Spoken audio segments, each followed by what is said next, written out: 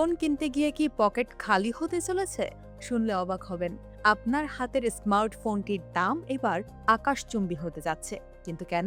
এর পেছনে কি শুধু এআই প্রযুক্তি, নাকি অন্য কোনো অন্ধকার বাস্তবতা? বিশ্বজুড়ে কৃত্রিম বুদ্ধিমত্তা বা এআই এর জয়জয়কার চলছে, কিন্তু এই বিপ্লবের প্রভাব এখন সরাসরি আঘাত করছে সাধারণের পকেটেও। অ্যাপল তাদের পণ্যের দাম বাড়ানোর ইঙ্গিত দিয়েছে। এর প্রধান কারণ হলো মেমোরি চিপের উৎপাদন খরচ।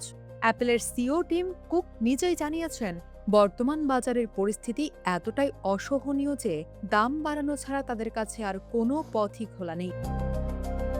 সরাসরি বলতে গেলে বাজারে চিপের সরবরাহ খুবই কম, অথচ এআই প্রযুক্তির কারণে এর চাহিদা বহু গুণ বেড়েছে। চিপ নির্মাতারা লাগামহীনভাবে দাম বাড়াচ্ছেন। শুধু অ্যাপল নয়, টিএসএমসি এবং স্যামসাংও একই ইঙ্গিত দিয়েছে। এর উপর ইরানের যুদ্ধের কারণে সেমিকন্ডাক্টর তৈরির প্রধান উপাদান হিলিয়াম গ্যাসের সরবরাহ মারাত্মকভাবে ব্যাহত হয়েছে, যা চিপের বাজারকে আরও উত্তপ্ত করে তুলেছে। অবাক করা তথ্য হলো, গত কয়েক মাসের র্যামের দাম দ্বিগুণের বেশি বেড়েছে। আইফোন 17 সিরিজের আকাশচুম্বী সাফল্যের মাঝেই এই খবরটি প্রযুক্তি প্রেমীদের জন্য এক বড় দুঃসংবাদ।